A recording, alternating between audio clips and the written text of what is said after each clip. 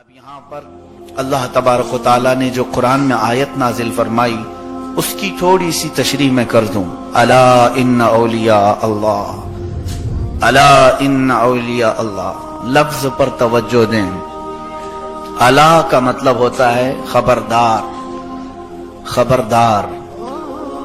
الا ان اولیاء اللہ، بے شک اللہ کے ولی، لا خوف علیہم ولا هم يحزنون، ان پر نہ کوئی خوف ہے نہ کوئی غم ہے. کسی چیز کا خوف نہیں اور کسی چیز کا غم نہیں. خوف دنیا میں ہوتا ہے اور غم آخرت میں ہوتا ہے.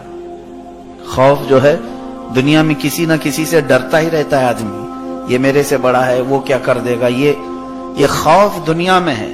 اور غم آخرت میں.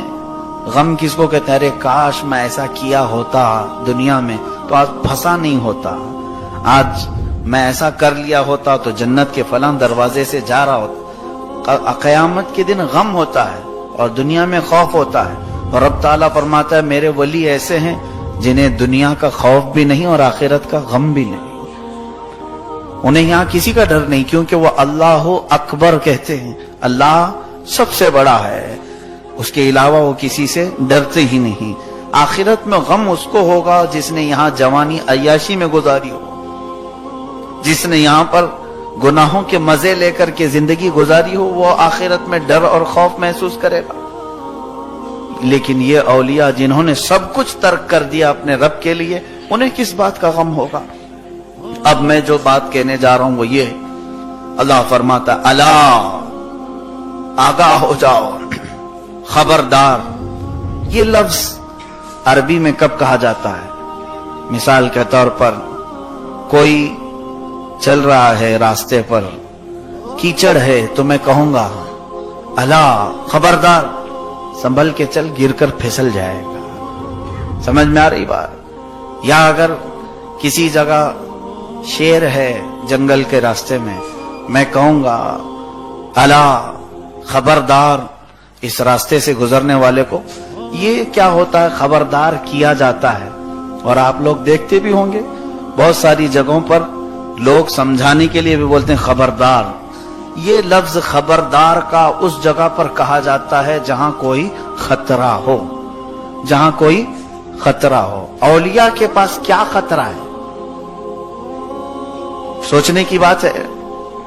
اللہ تعالیٰ اپنے ولیوں کا جب ذکر کر رہا ہے تو یہ خبردار کیوں کر رہا ہے؟ ہم نے دنیا میں تو یہ دیکھا کہ خبردار کا لفظ وہاں بولا جاتا ہے جہاں کوئی خطرہ ہوتا ہے، کوئی پھسل کر کے گرے گا یا کوئی ڈینجر چیز ہو. یا جیسے ہم دیکھتے ہیں گھاٹ پر جب گاڑی جاتی رہتی ہے تو وہاں پر بھی لکھا جاتا ہے خبردار، اٹینشن پلیز، کہ یہاں پر گرنے کا اندیشہ ہے. تو یہاں اولیاء اکرام کے پاس کیا خطرہ ہے؟ رب تعالیٰ کیوں فرما رہا ہے خبردار؟ میں نے تفسیر پڑھی تو ہمارا ایمان تازہ ہوا. اللہ نے یہاں اس لیے فرمایا اے ایمان والو خبردار، یہاں اگر تم نے ذرا بھی بے ادبی کی تو ایمان سے پھسل جاؤ. یہاں اگر تم نے ذرا برابر بھی چالاکی دکھائی تو تم ایمان سے نکل جاؤ گے.